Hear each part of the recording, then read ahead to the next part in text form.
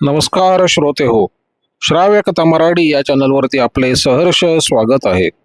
श्रोते हो, श्राव्य कथा मराठी या चॅनलवरती मी सध्या आपल्याला सुप्रसिद्ध पोलीस तपास कथाकार श्री श्रीकांत सिनकर यांनी लिहिलेली एक कथा सादर करत आहे.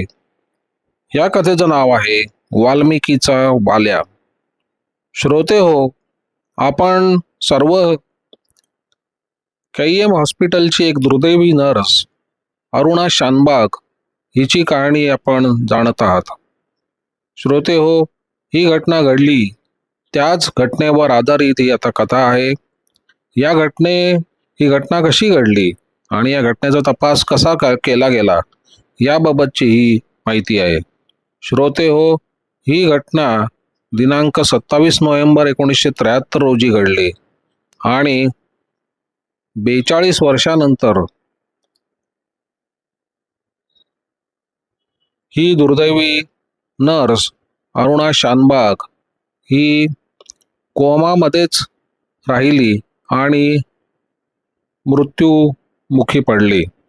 श्रोते हो, तर अशा या दुर्दैवी नर्सची अरुणा शानबाग यांची ही घटना आणि त्याबद्दलचा केलेला तपास याबद्दलची ही कथा आहे. KM हॉस्पिटलच्या कार्डिओग्राफ व्हॅस्क्युलरी थोरॅसिक सेंटर या इमारतीत इंदर झाडूवाला जेव्हा शिरला तेव्हा सकाळचे 7 वाजले होते. ही CVTC ची इमारत KM हॉस्पिटलच्या मुख्य इमारतीसमोरच होती. या इमारतीला एक मोठे तळघर होते. या तळघरातच अनेक प्रशस्त खोल्या होत्या. या खोल्यांपैकी एका खोलीत डॉग सर्जिकल युनिट होते. KM हॉस्पिटलात अशी एकूण 2 युनिट होती. पैकी एक युनिट KMच्या मुख्य इमारतीच्या गच्चीवर होते आणि दुसरे युनिट CVTCच्या इमारतीमधील तळघरात होते. मात्र येथील युनिट आवश्यक त्या स्टाफ अभावी बरेच दिवस बंद ठेवण्यात आले होते आणि या युनिटमध्ये ज्या 2 सिस्टर्स काम करायच्या त्यांना मुख्य इमारतीमधील गच्चीवर असलेल्या युनिटमध्ये पाठवण्यात आले होते. CVTC मधील युनिट जरी बंद झाले होते तरी त्या तळघरात रोज साफसफाई करावी लागत असे. हे साफसफाईचे काम इंदर गुलाम नावाचा एक सफाई कामगार करत असे. इंदर रोज सकाळी 7 वाजता या इमारतीत येत असे. सकाळी 7 ते संध्याकाळी 5 वाजेपर्यंत इंदरची ड्युटी चालू असायची. इंदरप्रमाणे याच इमारतीत आणखीन एक सफाई कामगार होता. त्याच्या कामाची वेळ देखील इंदरसारखीच होती, परंतु हा कामगार कधी वेळेवरती येत नसे. या कामगाराचं नाव होतं सोहनलाल वाल्मिकी. सोहन नेहमीच उशिरा यायचा. त्याच्या कामाची वेळ 7 असूनही तो कधीच 8:30च्या अगोदर हॉस्पिटलात येत नसे. टाइम कीपरच्या ऑफिसात सोहनची हजेरी नेहमी 8:30 नंतर लागायची. इंदर मात्र आपल्या कामाच्या बाबतीत प्रामाणिक होता. सकाळी 7 वाजता CVTCत आल्यानंतर इंदरनं तळघराच्या जिन्याजवळ स्टोलावर बसलेल्या वॉचमनकडे बघून उगाचच सलाम मारला आणि जिन्याच्या पायऱ्या उतरून तो खाली तळघरात आला. हे तळघर विस्तृत होते. इथं ठिकठिकाणी लहान मोठे निरनिराळ्या बाटल्यांचे ढीग पडले होते. याखेरीज तळघरात कसल्या तरी औषधाचा वास नेहमी पसरलेला असे. इंदरनं कोपऱ्यात ठेवलेली आपली मोठी झाडू उचलली आणि तळघरातील कचरा काढायला सुरुवात केली. ते जरी एक तळघर होतं तरी तिथे 4-5 ट्यूबलाईट्स लावल्या होत्या. या ट्यूबलाईटच्या प्रकाशात तळघर चांगले उजळून गेले होते. तळघर झाडता झाडता इंदर डॉग सर्जिकल युनिट पाशी आला. नेहमीप्रमाणे त्याला या युनिटची खोली झाडायची होती. या युनिटच्या दरवाजाकडे लक्ष जाताच इंदर क्षणभर चकित झाला. त्या युनिटचा दरवाजा थोडासा उघडा होता. हे उघडे दार बघून इंदरला आश्चर्य वाटले नाही, कारण आज सिस्टर्स कपडे बदलीत असतात हे त्याला माहिती होते. इंदरनं आपल्या मनाची ही समजूत करून घेतली आणि तो तळघराच्या पलीकडचा भाग झाडू लागला. 15-20 मिनिटांनी इंदर पुन्हा या युनिट पाशी आला. यावेळी देखील तसेच होते. आता मात्र इंदर बुचकळ्यात पडला. त्याला समजेना की कपडे बदलायला बाबाला इतका वेळ का लागतो. हॉस्पिटलमधील पेशंट जरी नर्सना सिस्टर असे हाक मारायचे तरी या नर्सेसना हॉस्पिटलमधील कनिष्ठ कर्मचारी बाबा अशी हाक मारायचे. इंदर याला अपवाद नव्हता. इंदर विचारमग्न अवस्थेत असताना तिथे सोहन आला. तेव्हा 7:30 वाजले होते. सोहनला आलेला बघताच इंदरला नवल वाटले. रोज 8:30 वाजता येणारा इंदर आज 7:30 वाजताच कसा काय आला याचं त्याला नवल वाटत होतं. सोहन इंदर जवळ येताच इंदर त्याला म्हणाला, अंदर कोई बाबा कपड़ा बदली कर रहा है, लेकिन बहुत टाइम हुआ अब तक बाहर नहीं आई. इंदरचं हे बोलणं ऐकता सोहन विचारत पडला. नंतर तो इंदरला म्हणाला, चलो अंदर जाके देखते हैं. ते दोघेही युनिटच्या दरवाजापाशी आले. कदाचित आतमध्ये खरोखरच एखादी नर्स कपडे बदलीत असेल या विचारानं त्याने धडकन दरवाजा उघडला नाही. इंदरने हळूच तो दरवाजा आत ढकलला आणि आत डोकावून बघितले. इंदरनं आत पाहता त्याच्या छातीत धडकी भरली. तो चटकन मागे वळला. त्याच्या मागे सोहन उभा होता. सोहनकडे बघत इंदर दबक्या आवाजात म्हणाला, अंदर कोई औरत गिरी आहे. इंदरचं हे बोलणं ऐकून सोहन पुढे झाला आणि दारातून त्याने डोकावून बघितले. त्या खोलीच्या बरोबर मध्यभागी एक तरुणी उताणी पडली होती. त्या स्त्रीची पाठ वर होती आणि डोकं खाली जमिनीला लागलं होतं. चेहरा अर्थातच दिसत नव्हता. ती स्त्री कोण आहे आणि त्या युनिटमध्ये कशी आली आणि इथे कशी काय पडली याबाबत तर्क सोहन किंवा इंदर करू शकत नव्हते. त्या स्त्रीच्या अंगावर एक तलम साडी होती. तिच्या अंगावर नर्सचा गणवेश नव्हता.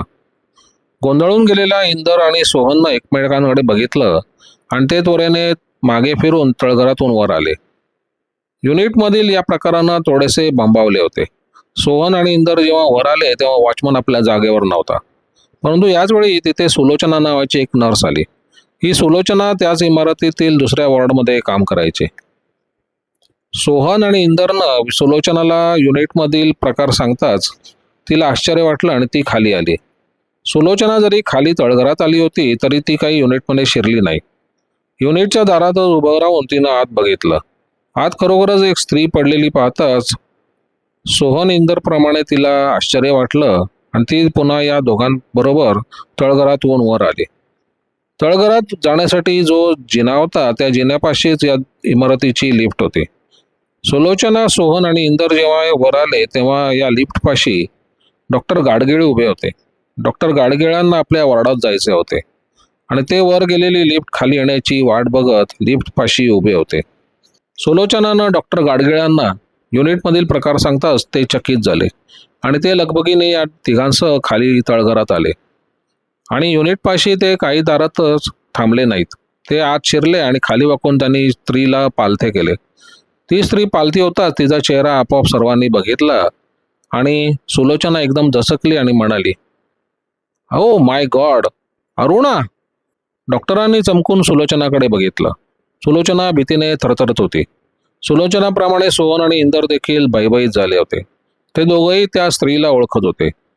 ती डॉग सर्जिकल युनिटमध्ये काम करत होती आणि तिचं नाव होतं कुमारी अरुणा शानबाग. डॉक्टर गाडगिळांनी अरुणाचा मनगट आपल्या हातात धरून तिच्या नाडीचे ठोके आजमावण्याचा प्रयत्न केला. अरुणाच्या सबंध शरीरावर कुठलीही जखम डॉक्टरांना आढळली नाही. मात्र अरुणा जिवंत होती. तिच्या नाडीचे ठोके सावकाश का होईना पण चालू होते.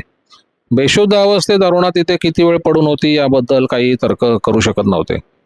डॉक्टरांनी इंदर आणि सोहनला तात्काळ पेटाळलं आणि स्ट्रेचर आणायला सांगितलं आणि अरुणाला कॅज्युअल्टीमध्ये नेण्यास सुलोचनाला सांगितलं. इंदर आणि सोहन थोड्याच वेळात स्ट्रेचर घेऊन तिथे आले आणि या स्ट्रेचरवरून बेशुद्ध अरुणाला केएमच्या मुख्य इमारतीतील कॅज्युअल्टीत नेण्यात आले. हा स्ट्रेचर इंदर आणि सोहनने उचलून मुख्य इमारतीत आणला. यावेळी त्यांच्यासोबत सुलोचना देखील होती. डॉक्टर गाडगिळे मात्र आपल्या वॉर्डात निघून गेले. अरुणाला कॅज्युअल्टीत आणताच तिच्यावर तातडीने उपचार सुरू केले. अरुणा केईएममध्ये बहुतेक नर्सेसच्या परिचयाची होती. ती तिच्या युनिटमध्ये कशी काय बेशुद्ध पडली याचं सर्वांना नवल वाटतं. तरी ती तिथे बेशुद्ध अवस्थेत सापडल्यामुळे या प्रकाराला एक वेगळा रंग प्राप्त झाला होता आणि म्हणूनच या घटनेची बातमी केईएमचे प्रमुख सुरक्षा अधिकारी श्री सिसोदिया यांना कळवण्यात आली. एव्हाना अरुणाला ऑपरेशन थिएटरमध्ये हळूनाट आले. सिसोदिया तिथे पोहोचताच अरुणाची प्रकृती गंभीर असल्याचं त्यांना समजलं. सिसोदियांनी फारसा वेळ दवडला नाही आणि भोईवाडा पोलीस स्टेशनला फोन करून या घटनेची माहिती दिली. ही घटना ज्या दिवशी घडली त्या दिवशी मंगळवार होता आणि तारीख होती 28 नोव्हेंबर 1973. सिसोदिया यांचा फोन जेव्हा भोईवाडा पोलीस स्टेशनमध्ये आला तेव्हा सकाळचे 9:30 वाजले होते. आणि सब इन्स्पेक्टर लक्ष्मण शिंदे यांची स्टेशन हाऊस ड्युटी सुरू होती. KEM मध्ये एक नर्स बेशुद्ध अवस्थेत सापडल्याचे समजताच शिंदे यांनी ताबडतोब त्यांचे वरिष्ठ अधिकारी इन्स्पेक्टर CD देव यांची भेट घेतली आणि माहिती त्यांना दिली आणि ते KEM मध्ये जायला निघाले. शिंदे 10च्या सुमारास हॉस्पिटलात पोहोचले. तोपर्यंत अरुणाला वॉर्ड नंबर 20 मध्ये आणून ठेवले होते. पण त्याला जरी वॉर्डात आणले होते तरी अरुणा पूर्णतः बेशुद्ध होती. तिच्या चेहऱ्यावर थोड्याफार जखमा होत्या. बाकी शरीरातून एकही थेंब रक्त आलेले नव्हते. मात्र तिच्या मेंदूला मागच्या बाजूस जबरदस्त मार बसला होता आणि या मारामुळे अरुणा बेशुद्ध पडली होती. एव्हाना ही बातमी हॉस्पिटलमधील सर्व नर्सेसना समजली आणि या साऱ्या जणी हळहळ व्यक्त करू लागल्या. परंतु अरुणाच्या बाबतीत नेमकं काय घडलं आहे याची तोपर्यंत तरी कोणाला काही कल्पना नव्हती. शिंदेंनी हॉस्पिटलच्या प्रमुख डॉक्टरांची भेट घेऊन त्यांच्याकडे या प्रकाराची चौकशी सुरू करताच अरुणाच्या खुनाचा प्रयत्न झाला असल्याचे डॉक्टरने मत व्यक्त केले. डॉक्टरांचे हे मत ऐकताच शिंदेंनी आपले पोलीस स्टेशन गाठले आणि इन्स्पेक्टर देव यांना हा सगळा प्रकार सांगितला. हॉस्पिटलमध्ये अरुणा बेशुद्ध होती आणि कोणत्याही क्षणी ती जग सोडून जाऊ शकत होती. श्रीदेव यांनी ताबडतोब आपल्या हालचालींना सुरुवात केली.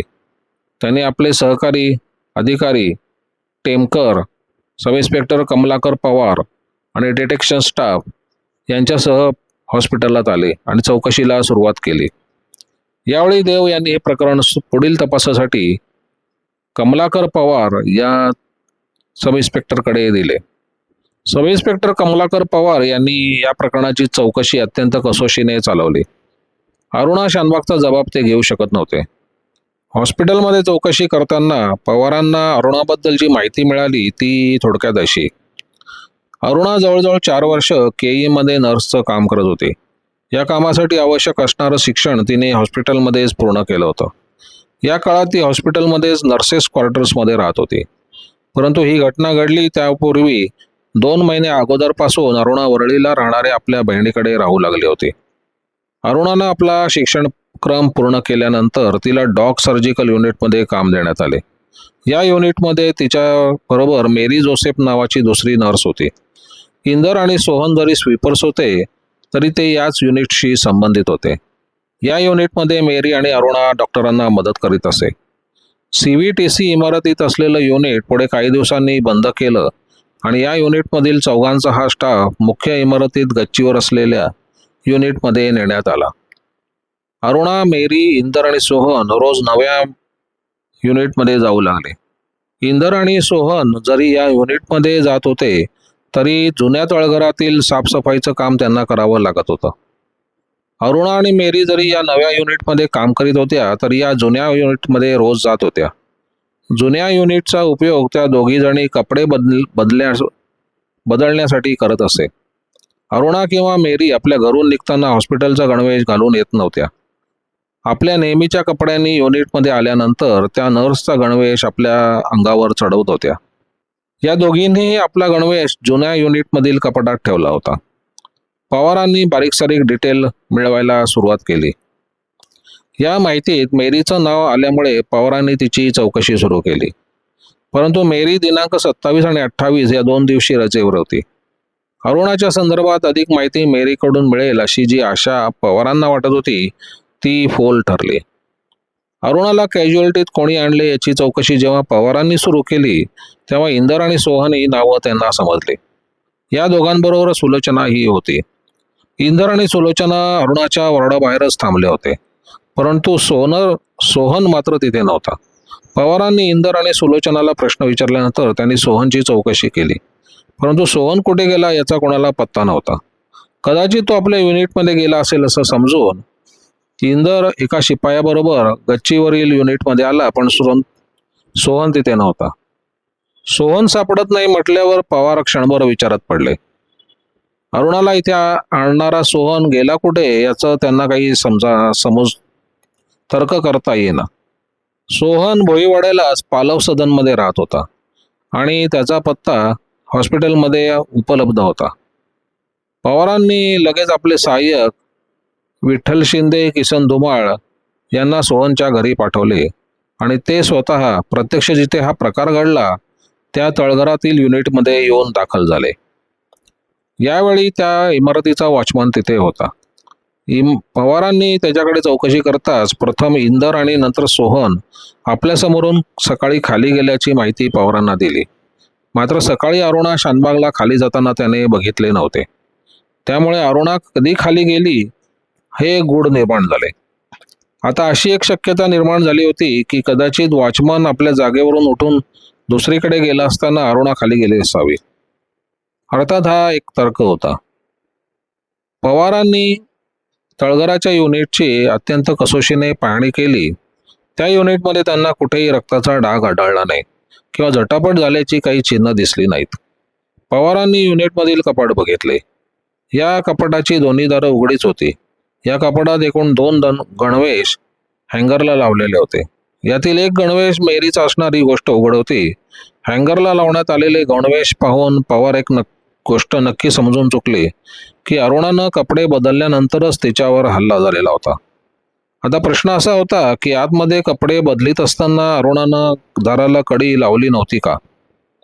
का कपडे बदलून तिनं जेव्हा दार उघडलं तेव्हा तिच्यावर हल्ला झाला? का हल्लेखोर प्रथमपासून आत लपला होता? या प्रश्नांपैकी शेवटचा प्रश्न फारसा महत्त्वाचा नव्हता.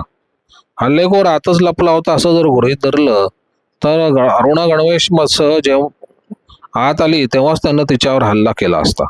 परंतु अरुणा बेशुद्ध अवस्थेत सापडली तेव्हा तिच्या अंगावर साडी होती, गणवेश नव्हता. युनिटमध्ये एका टेबलवर एक पर्स होती. ही पर्स अरुणाची असण्याची शक्यता होती. पवारांनी जेव्हा ती पर्स तपासून बघितली तेव्हा आत अरुणाचं ओळखपत्र सापडलं.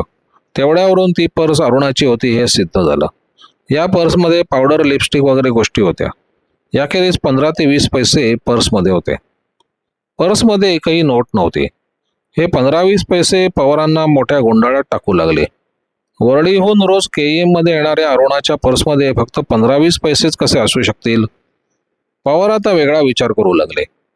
अरुणावर हल्ला करून मारेकऱ्यानं तिच्या पर्समधील पैसे तर पळवले नसतील ना? असा आणखीन एक विचार त्यांच्या मनात आला. आणि फक्त पैसेच पळवले असतील का आणखीन काही पळवलं याचा विचार ते करू लागले. यावेळी इंदर त्यांच्यासोबत तिथे होता. इंदर अरुणाच्याच युनिटमध्ये काम करत असल्यामुळे त्याला अरुणाच्या हातातील नेहमी घड्याळ असते आणि तिच्या गळ्यात सोन्याची साखळी असते हे माहीत होतं. परंतु वॉर्डमध्ये दाखल करताना या दोन्ही वस्तू अरुणाच्या अंगावर नव्हत्या. वॉर्डच्या दप्तरात तशी नोंद केली होती. म्हणजेच मारेकऱ्यानं अरुणाची सोन्याची साखळी, मनगटी घड्याळ आणि रोख पैसे पळवले असावेत या निष्कर्षाला पवार येऊन पोहोचले. एव्हाना 11 वाजून गेले होते. सोहनच्या घरी गेलेले पवारांचे सहाय्यक 11:15 वाजता पुन्हा हॉस्पिटलमध्ये आले. ती बातमी घेऊनच सोहनच्या घरी चौकशी करायला गेलेले स्टाफला कळलं की सोहन सकाळीच 10 वाजता आपल्या बायकोसह पुण्याला गेलाय. सकाळी हॉस्पिटलमध्ये आलेला सोहन अचानक पुण्याला का गेला याचं शिपायांना आश्चर्य वाटलं आणि ते पवारांना येऊन भेटले. अगदी आरंभी सोहन जेव्हा नाहीसा झाला तेव्हा पवारांना त्याचं फारसं महत्त्व वाटलं नव्हतं. तो हॉस्पिटलमध्येच कुठेतरी असेल अशी त्यांना कल्पना होती. परंतु सोहन पुण्याला गेल्याचं समजताच पवारांना धक्का बसला. आता पवारांचं विचारचक्र वेगळ्या दिशेने धावू लागलं. सोहन ज्या अर्थी सकाळी 7:30 वाजता हॉस्पिटलमध्ये आला होता त्या अर्थी त्यानं आपली हजेरी लावली होती. मग जर तो 10 वाजता पुण्याला गेला तर त्याने रजा घेतली असावी का? का रजा न घेताच तो पुण्याला निघून गेला? पवारांनी ताबडतोब टाईमकीपरचं ऑफिस गाठलं आणि सोहनचं हजेरी कार्ड बघितलं. या कार्डावर 7:20 अशी नोंद होती. म्हणजे सोहनने त्या दिवशी हजेरी लावली असल्याचं उघड झालं. याच वेळी ही गोष्ट उघड झाली की सोहननं पुण्याला जाण्यासाठी रजा घेतलेली नाही. आता मात्र सोहनभोवती संशयाचं वलय निर्माण होऊ लागलं. टाईमकीपरच्या याच ऑफिसात सोहनबद्दल आणखीन माहिती मिळाली. सोहन नेहमी उशिरा यायचा. 8:30 पूर्वी तो कधीच हॉस्पिटलमध्ये येत नव्हता. मग आजच तो 7:20 का आला? नेहमी उशिरा येणाऱ्या सोहनला आजच लवकर यावंसं का वाटलं? या प्रकरणावर आणखीन थोडा प्रकाश पडला तो सिक्युरिटी गार्ड श्री दळवी यांच्या माहितीमुळे. अरुणाच्या युनिटला जे कुलूप होतं त्या कुलपाच्या एकूण 2 चाव्या होत्या. यापैकी एक चावी नर्स मेरीकडे असायची आणि दुसरी चावी वॉर्ड 32 मधील कीबोर्डावर असायची. या कीबोर्डाचे सिक्युरिटी गार्ड श्री दळवी हे होते. पवारांनी दळवींची भेट घेतली. 27 तारखेला अरुणानं इथून चावी नेलेली होती, परंतु 28 तारखेला सकाळी 7:15 वाजता सोहन चावी घेऊन गेला होता. वास्तविक सोहन नेहमी उशिरा चावी न्यायचा, परंतु आज सकाळी लवकर आलेलं पाहून दळवींना नवल वाटलं होतं आणि आज तू लवकर का आलास असा प्रश्न सोहनला विचारला होता. त्यावर कपडे धुवायचे असं सोहन उत्तर न दिलं होतं. आता मात्र सोहनबद्दलचा संशय गडद झाला. पण आता मात्र 2 महत्त्वाचे गुंतागुंतीचे प्रश्न पवारांपुढे निर्माण झाले. पहिला प्रश्न म्हणजे अरुणा सकाळी युनिटमध्ये गेली कधी?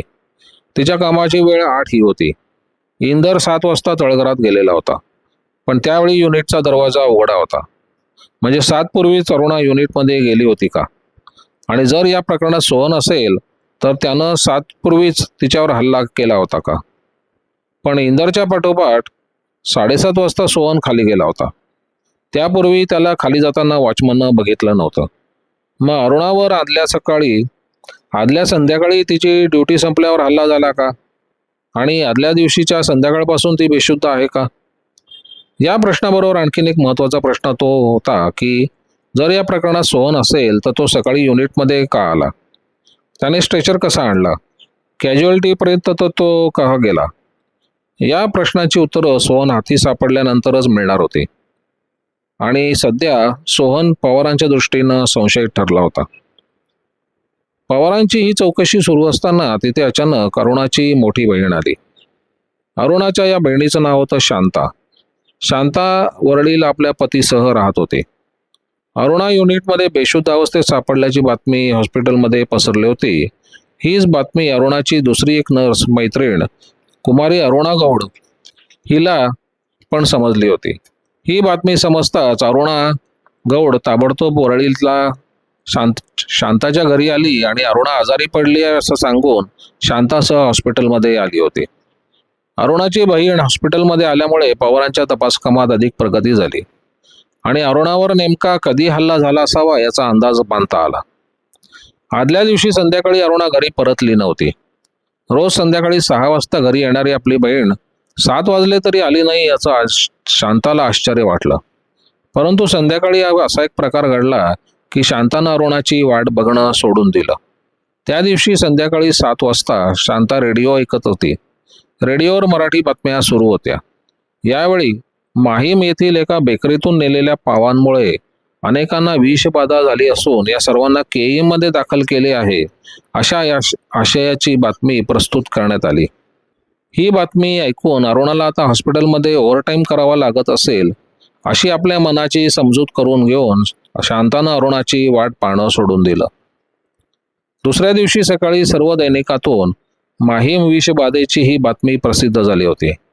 त्यामुळे अरुणा याच कामात अडकली असावी अशी शांताची खात्री झाली. परंतु सकाळी घराच्या दारात अरुणा गौडला पाहताच शांताला धक्का बसला होता. पवार आता समजून चुकले की अरुणावर आदल्या दिवशी संध्याकाळी हल्ला झाला असावा. पवारांनी पुन्हा आपल्या मनाशी शांतपणे विचार केला. युनिटमध्ये असलेल्या कपाटातील हँगरला अरुणाचा गणवेश होता.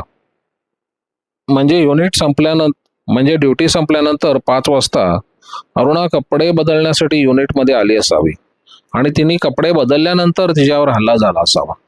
म्हणजे साधारण 5:30च्या सुमारास अरुणावर हल्ला झाला असावा आणि 27 तारखेची सबंध रात्र अरुणा युनिटमध्ये बेशुद्ध पडून राहिली असावी. पवारांनी आपल्या मनगटावरील घड्याळात बघितलं तेव्हा संध्याकाळचे 5 वाजत आले होते आणि 24 तास होत आले तरी अरुणा बेशुद्धच होती. आपल्या तपासात पवारांना आणखीन थोडी माहिती मिळाली. ती म्हणजे अरुणानं आपल्या वरिष्ठांकडे सोहन विरुद्ध अनेक तक्रारी केल्या होत्या. सोहन नेहमी उशिरा येतो, नीट काम करत नाही, उद्धटासारखा वागतो वगैरे तक्रारी अरुणानं केल्या होत्या. त्यामुळे आता एकच तर्क करत होता की सोहनने जर एक कृत्य केले असेल तर त्यामागे केवळ सूड हेच एक कारण असण्याची शक्यता होती. हॉस्पिटलमधील आपली चौकशी संपवून पवार आपल्या सहाय्यकांसह तिथून बाहेर पडले आणि ते थेट सोहनच्या घरी पालव सदनमध्ये आले. सोहनच्या घरात सोहनचा भाऊ होता. त्याच्याकडे चौकशी करता सोहन खरोखरच पुण्याला गेले असल्याचं त्यांना समजलं. सोहनचा सासरा पुण्याला खडकीत राहत होता. पवारांनी पवारांनी सोहनच्या सासऱ्याचा खडकीमधील पत्ता घेतला आणि संध्याकाळी 6 वाजता ते आपल्या पोलीस स्टेशनला आले. पोलीस स्टेशनात पवारांनी इन्स्पेक्टर देव यांची भेट घेतली आणि आपल्या तपासाचा सारा तपशील त्यांना सांगितला. इन्स्पेक्टर देव पवारांच्या तपासावर खुश झाले आणि त्यांनी पवारांचे मत मान्य केले. आपला कोणीतरी एक अधिकारी पुण्याला पाठवण्याचा निर्णय आला तेव्हा देव यांनी सब इन्स्पेक्टर वायदंडे यांना खडकीला जायला सांगितले. श्री वायदंडे हे त्याच रात्री एका खाजगी गाडीनं खडकीला जायला निघाले. सोबत विठ्ठल शिंदे आणि पुनाजी गावकर हे शिपाई होते. इतकंच नव्हे तर सोहनच्या सासऱ्याचं घर दाखवण्यासाठी खुद्द सोहनच्या वडिलांना वायदंडेंनी बरोबर घेतलं होतं. तपास कामासाठी मुंबई बाहेर जाणाऱ्या पोलीस अधिकाऱ्यांसमोर नेहमी 2च प्रश्न असतात.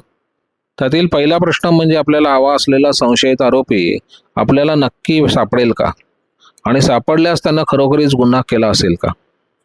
या 2 प्रश्नाचा विचार करत असताना वायदंडे रात्री 2 वाजता खडकीला पोहोचले. तेथे असलेल्या CME कॉलनीत सोहनचा सासरा राहत होता. हे घर सोहनच्या वडिलांनीच दाखवलं. वायदंडेंनी त्यांच्या घराचा दार ठोकलं आणि सोहनला हाक मारले. त्यानुसार सोहनच्या वडिलांनी दार ठोकून सोहनला हाक मारताच सोहननं दार उघडलं. त्यानं दार उघडताच वायदंडे, विठ्ठल शिंदे, पुनाजी गावकर यांनी क्षणार्धात त्याला बाहेर खेचलं आणि काही होतंय ते समजण्यापूर्वी सोहनच्या हाताला बेड्या घातल्या. अरुणा शानबागवर हल्ला करणारा संशयित हल्लेखोर अखेर मुंबईपासून 100 मैल अंतरावर असलेल्या खडकीला भोईवडा पोलिसांच्या हाती सापडला. ज्या वेगानं वायदंडेंची गाडी खडकीला आली होती त्याच वेगानं ती आता सोहनला बरोबर घेऊन मुंबईला निघाली. सोहनला बरोबर घेऊन वायदंडे दिनांक 29 रोजी सकाळी 7 वाजता मुंबईला येऊन धडकले आणि त्यांनी सोहनला पवारांच्या ताब्यात दिले. सोहनला पोलीस स्टेशनमध्ये आणताच इन्स्पेक्टर देव, टेमकर आणि पवार या अधिकाऱ्यांनी सोहनची चौकशी केली आणि या चौकशीत सोहनने आपल्या पापाची कबुली पवारांजवळ दिली. सोहनने गुन्हा कबूल केल्यामुळे अरुणावर झालेल्या हल्ल्याचं चित्र स्पष्ट झालं.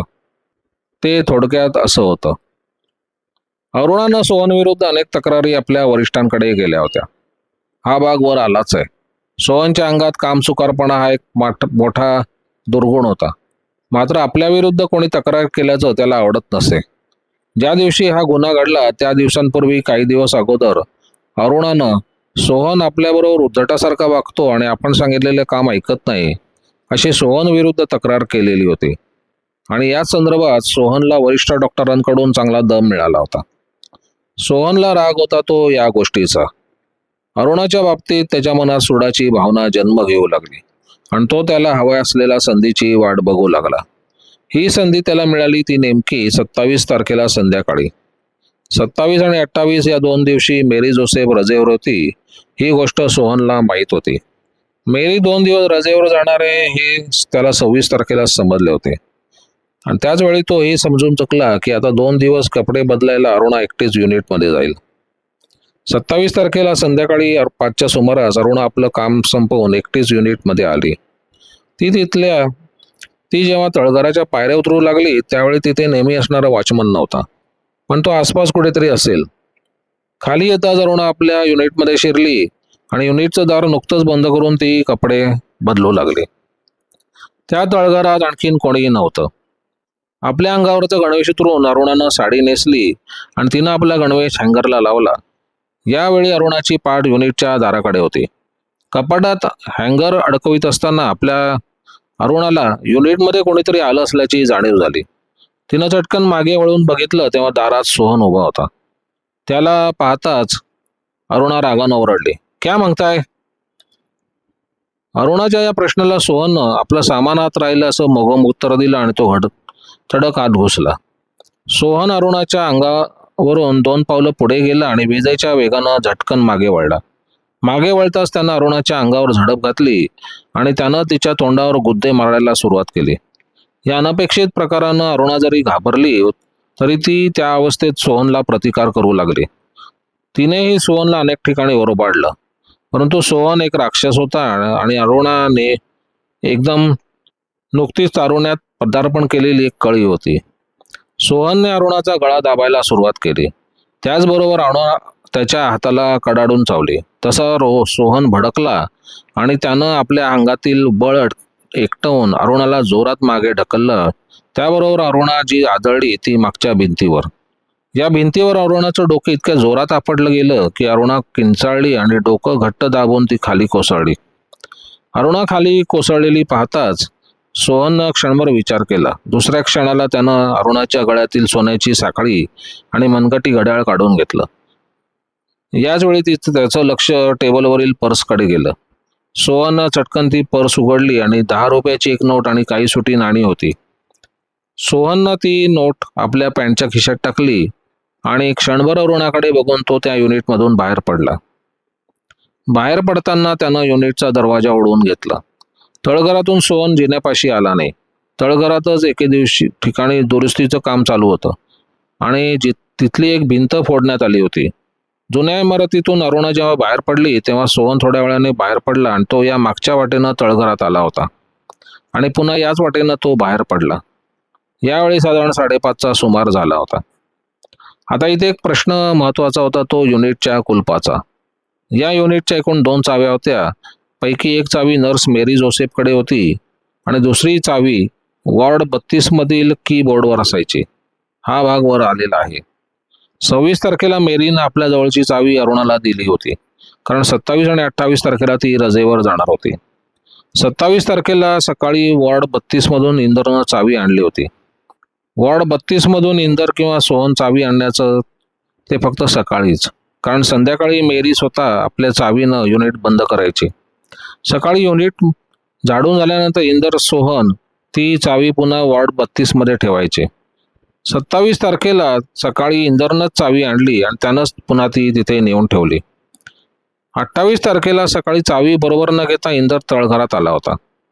तळघर झाडून होईपर्यंत अरुणा येईल आणि नंतर आपल्याला युनिट झाडता येईल असा विचार इंदरनं केला होता आणि त्यानुसार त्यानं तळघर झाडायला सुरुवात केली होती आणि त्याच वेळी त्याचं लक्ष युनिटच्या उघड्या दाराकडे गेलं होतं. या सुमारास सकाळी 7:30 वाजता सोहन तिथे आला तो वॉर्ड 32 मधून चावी घेऊनच. तो युनिटमध्ये आला तेव्हा त्याची कल्पना अशी होती की आदल्या संध्याकाळी खाली पडलेली अरुणा आपण गेल्यानंतर निघून गेली असेल. परंतु इंदोरकडून आतून कोणी बाहेर येत नाही असं समजल्यावर तो मनातल्या मनात घाबरला. परंतु त्यावेळी तो तिथून पळून जाऊ शकत नव्हता. पहिल्या दिवसाच्या संध्याकाळपासून अरुणा युनिटमध्ये बेशुद्ध पडून होती हे समजल्यावर सोहनच्या छातीत धडधड सुरू झाली आणि त्याच्या डोक्यात हॉस्पिटलमधून पळून जाण्याचे विचार थैमान घालू लागले.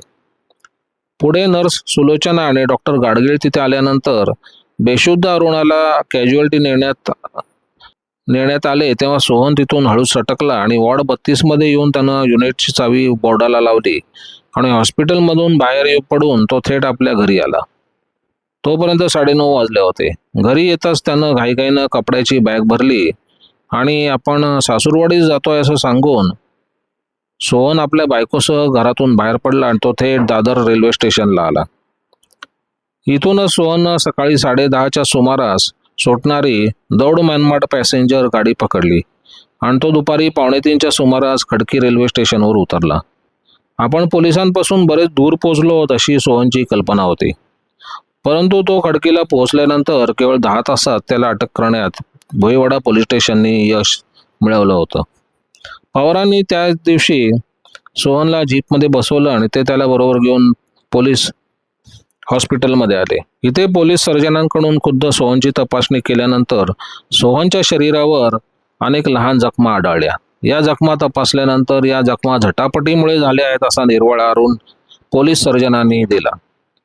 पुढे याच पोलीस सर्जनांकडून खुद्द अरुणाची तपासणी केली गेली. एका निष्पाप नर्सवर हल्ला करणारा हल्लेखोर दिनांक 29 रोजी पोलिसांना सापडला होता. परंतु 29 तारखेला याच प्रकरणातून एक वेगळे प्रकरण आले आणि साऱ्या मुंबईचे डोळे या प्रकरणाकडे लागून शहरात सर्वत्र अरुणा शानबागवरील हल्ल्याची चर्चा सुरू झाली. अरुणावर कोणीतरी हल्ला केला ही बातमी 28 रोजीच हॉस्पिटलमधील नर्सेसना समजली होती. परंतु हा हल्लेखोर कोण आहे हे त्यांना सकाळी समजलेले नव्हते. हल्लेखोर सोहनचे नाव नर्सेसना समजले ते 28 तारखेला संध्याकाळी. सोहनने हल्ला केल्याचे समजताच हॉस्पिटलमध्ये संतापाची लाट उसळली आणि या संतापाचं पर्यवसान दुसऱ्या दिवशी केलेल्या संपात झालं. 29 तारखेला हॉस्पिटलमधील साऱ्या नर्सेस एक दिवसाच्या लाक्षणिक संपावर गेला. अरुणावर झालेल्या हल्ल्याचा निषेध म्हणून आणि नर्सेसच्या संरक्षणाची हमीची मागणी करण्यासाठी या साऱ्या नर्सेस संपावर गेल्या होत्या.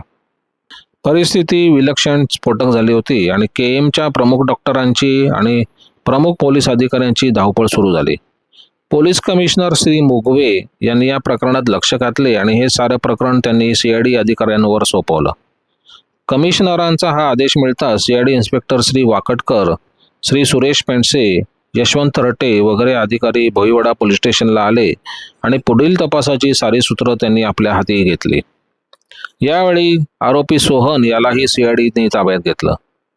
भोईवाडा पोलीस स्टेशनमधून CID अधिकारी KM मध्ये पोहोचले. हॉस्पिटलमधील नर्सेसची निदर्शनं सुरू होती.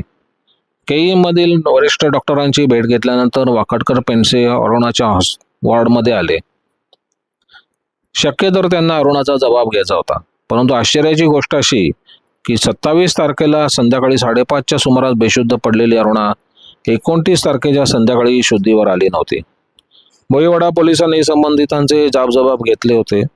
यानंतर आणखीन काही मंडळींचे जबाब वगैरे नोंदवून CID पार्टी ऑफिसात परतली. सोहन विरुद्ध आवश्यक तो पुरावा जमा केल्यानंतर पुढे काही दिवसांनी इन्स्पेक्टर पेंडसे आणि API तरटे, रामभाऊ हवालदार वगैरे मंडळी सोहनला बरोबर घेऊन खडकीला आली. 28 तारखेला दुपारी 2 वाजता सोहन खडकीला आला होता आणि त्याच दिवशी अरुणाचं घड्याळ आणि सोन्याची साखळी एका प्लास्टिकच्या पिशवीत घातली आणि ही पिशवी त्यानं आपल्या सासऱ्याच्या घरामागे एका झाडाखाली पुरून ठेवली होती. या दोन्ही वस्तू CIDने आपल्या ताब्यात घ्यायच्या होत्या. पेंडसेंनी त्या आपल्या ताब्यात घेतल्या आणि ते मुंबईला परतले. पुढे खालच्या कोर्टात सोहन विरुद्ध आरोपपत्र ठेवण्यात आले. अरुणाच्या खुनाचा प्रयत्न करणे आणि चोरी करणे असे 2 आरोप होते. या खटल्याची सुनावणी सेशन जज श्री जामदार यांच्या पुढे सुरू झाली. सर्व पुरावा सेशन जजनी ग्राह्य मानला आणि आरोपी सोहनला दोषी ठरवून त्याला अरुणाच्या खुनाचा प्रयत्न केल्याच्या आरोपावरून 7 वर्ष सक्तमजुरी आणि चोरी केल्याबद्दलही 7 वर्ष सक्तमजुरीची शिक्षा दिली. न्यायालयाच्या दृष्टीने हे प्रकरण अखेर 29 सप्टेंबर 1974 रोजी निकालात निघाले.